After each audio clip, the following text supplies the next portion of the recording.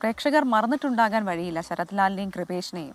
നമ്മുടെ രാഷ്ട്രീയ കൊലപാതകത്തിന്റെ വാർത്ത പറഞ്ഞാണ് ഇന്നത്തെ മോർണിംഗ് വാക്ക് തുടങ്ങിയത് അല്പസമയം മുൻപ് പത്തനംതിട്ടയിൽ. അപ്പോൾ ഓർക്കേണ്ട 2 പേരുകളുണ്ട്.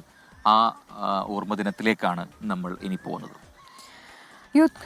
കോൺഗ്രസ് പെരിയയിൽ കൊല്ലപ്പെട്ട കാസർഗോഡ് പെരിയയിൽ കൊല്ലപ്പെട്ട യൂത്ത് കോൺഗ്രസ് പ്രവർത്തകരായ ശരത് ലാലിന്റെയും കൃപേഷിന്റെയും ഓർമ്മദിനമാണിന്ന്. CPM ജില്ലാ സെക്രട്ടേറിയറ്റ് അംഗങ്ങൾ വരെ പ്രതികളായ കേസിൽ 6 വർഷത്തിന് ശേഷം CBI കോടതി ശിക്ഷ വിധിച്ചു.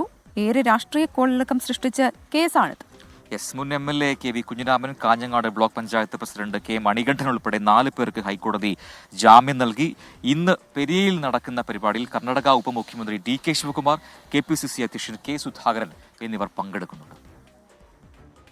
2019 ഫെബ്രുവരി 17 കല്യോട്ട് ഭഗവതി ക്ഷേത്രത്തിലെ ഉത്സവാഘോഷ സംഘാടക സമിതി യോഗത്തിന് ശേഷം യൂത്ത് കോൺഗ്രസ് പ്രവർത്തകരായ ശരത് ലാലും കൃപേഷും വീട്ടിലേക്ക് മടങ്ങി.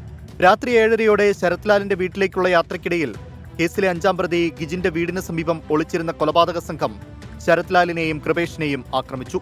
ഗുരുതര പരിക്കുകളോടെ ആദ്യം കാഞ്ഞങ്ങാട്ടെ ആശുപത്രിയിലും പിന്നീട് മംഗലാപുരത്തെ ആശുപത്രിയിലും ശരത് ലാലിനെ എത്തിച്ചെങ്കിലും മരിച്ചു.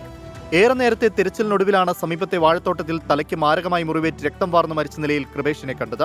CPIM ജില്ലാ സെക്രട്ടേറിയറ്റ് അംഗങ്ങൾ വരെ പ്രതികളായ കേസിൽ പ്രതികളുടെ കേസ് നടത്തിപ്പിനായി സംസ്ഥാന സർക്കാർ ലക്ഷങ്ങൾ ചെലവഴിച്ചത് വിവാദമായി. 6 വർഷത്തെ നിയമ പോരാട്ടത്തിന് ശേഷം 1-ാം പ്രതി പീതാംബരൻ ഉൾപ്പെടെ 10 പ്രതികൾക്ക് കൊച്ചി CBI കോടതി ഇരട്ട ജീവപര്യന്തം ശിക്ഷ വിധിച്ചു. CPIM ജില്ലാ സെക്രട്ടേറിയറ്റ് അംഗവും മുൻ ഉദുമ MLAയുമായ KV Kunhiraman, Kanhangad block panchayat president K Manikandan ഉൾപ്പെടെ 4 CPIM നേതാക്കളെ 5 വർഷം കഠിന തടവിനും കോടതി ശിക്ഷിച്ചു. വിധിക്കെതിരെ ഹൈക്കോടതിയെ സമീപിച്ച CPIM നേതാക്കൾ ജാമ്യത്തിലിറങ്ങി. കേസിൽ കോടതി വെറുതെ വിട്ട പ്രതികളെ കൂടി ശിക്ഷിക്കണമെന്നാവശ്യപ്പെട്ട് കുടുംബം അപ്പീൽ നൽകാൻ തയ്യാറെടുക്കുകയാണ്. വിധി വന്ന ശേഷമുള്ള ആദ്യ ഓർമ്മദിനത്തെ CPIMനെതിരെ രാഷ്ട്രീയമായി ഉപയോഗിക്കാനാണ് കോൺഗ്രസിന്റെ ശ്രമം. 24 കാസർഗോഡ്.